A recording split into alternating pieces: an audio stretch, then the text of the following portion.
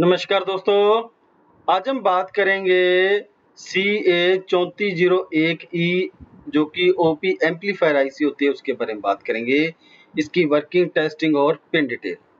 तो जो CA3401 IC ये किस तरह काम करती है और ये किन-किन सेक्शन में लगा सकते हैं हम और इसकी आउटपुट परफॉर्मेंस किस तरह रहेगी इसके बारे में बात करेंगे। तो टॉपिक शुरू करने से पहले जिन्होंने भी अभी तक हमारे चैनल को सब्सक्राइब नहीं किया है, कृपया वो चैनल को सब्सक्राइब करें। अगर आपको वीडियो अच्छी लगे लाइक और शेयर जरूर करें।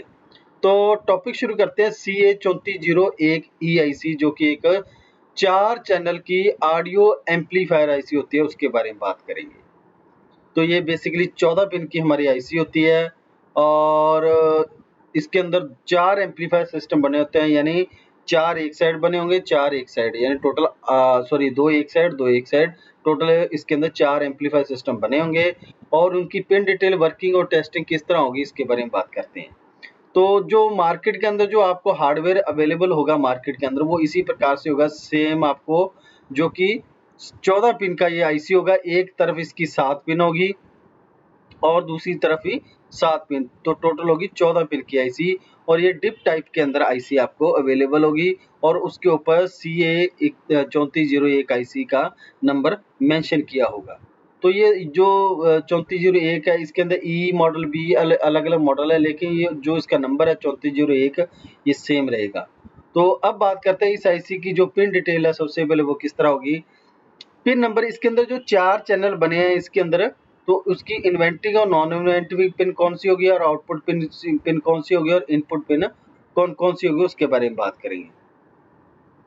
तो पिन नंबर जो 1 है ये नॉन इन्वेंटिंग इनपुट की 2 नंबर जो हमारा एम्पलीफायर सिस्टम है उसकी नॉन इन्वेंटिंग इनपुट की पिन है 2 नंबर, यानी 2 नंबर चैनल की। और पिन नंबर जो 1 है वो है नॉन इन्वेंटिंग इनपुट की 1 नंबर चैनल की, यानी 1 नंबर चैनल की जो नॉन इन्वेंटिंग पिन है वो पिन नंबर 2 होगी। पिन नंबर जो 3 है ये 1 नंबर, जो हमारा 1 नंबर इनपुट इन्वेंटिंग पिन है उसकी पिन नंबर जो 3 है ये इन्वेंटिंग इनपुट की पिन है जो कि 1 नंबर की होगी। जैसे पिन नंबर 2 जो है इसकी नॉन इन्वेंटिंग पिन 1 नंबर थी और पिन नंबर जो 3 है ये नॉन इन्वेंटिंग की पिन नंबर 1 होगी। पिन नंबर 4 जो है ये आउटपुट है 1 नंबर चैनल का, यानी 1 नंबर जो इन्वेंटिंग और नॉन इन्वेंटिंग है उसका आउटपुट पिन नंबर 4 होगा। पिन नंबर जो 5 है ये है आउटपुट 2 नंबर का, यानी जो इन्वेंटिंग 2 नंबर हमारी पिन थी, नॉन इन्वेंटिंग और इन्वेंटिंग पिन, उसकी जो आउटपुट है पिन नंबर 2 है। ठीक है। पिन नंबर जो 6 है ये नॉन इन्वेंटिंग 2 नंबर की नॉन इन्वेंटिंग पिन है, यानी 2 नंबर जो चैनल है उसकी नॉन इन्वेंटिंग पिन जो है पिन नंबर 2 है। पिन नंबर 7 इसकी GND यानी ग्राउंड है। पिन नंबर 8 इन्वेंटिंग की इनपुट पिन है, जो कि 3 नंबर चैनल जो हमारा होगा उसकी इन्वेंटिंग की इनपुट की पिन है पिन नंबर 8। पिन नंबर 9 जो है जो हमारा 3 नंबर का इन्वेंटिंग जो हमारा एम्पलीफायर सिस्टम बना उसकी आउटपुट पिन नंबर ये 9 नंबर है, 3 नंबर की। पिन नंबर जो 10 है इसकी ये 4 नंबर जो एम्पलीफायर है उसकी आउटपुट की पिन है।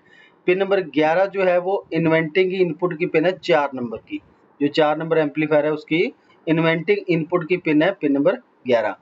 पिन नंबर 12 जो है पिन नंबर जो हमारा 4 नंबर एम्पलीफायर सिस्टम है उसकी नॉन इन्वेंटिंग की इनपुट की पिन है। पिन नंबर 13 जो है नॉन इन्वेंटिंग इनपुट की 3 नंबर चैनल की, यानी 3 नंबर जो चैनल है उसकी नॉन इन्वेंटिंग की पिन जो है वो पिन नंबर 13 है। पिन नंबर 14 VCC की पिन है, यानी इस पिन के ऊपर पॉजिटिव सप्लाई दी जाएगी। तो ये इस आईसी की टोटल 14 पिन है जिसके अंदर 4 एम्पलीफायर सिस्टम बने हुए हैं और इसके अंदर 2-2 इन्वेंटिंग की पिन होती है, 2-2 इसकी आउटपुट की पिन होती है। तो ये है हमारी इन्वेंटिंग और नॉन इन्वेंटिंग पिन। तो अब बात करेंगे जो ये किस किस जगह पे हम यूज़ कर सकते हैं आईसी और कौन कौन से सेक्शन में यूज़ कर सकते हैं, कितनी स्पेस सप्लाई दे सकते हैं। तो फीचर के बारे में जान लेते हैं। जो अगर आपने इसको सप्लाई देनी है तो ये 5 वोल्ट से लेकर 18 वोल्ट तक की से सिंगल सप्लाई आप दे सकते हैं। ये डबल सप्लाई के अंदर काम नहीं करती।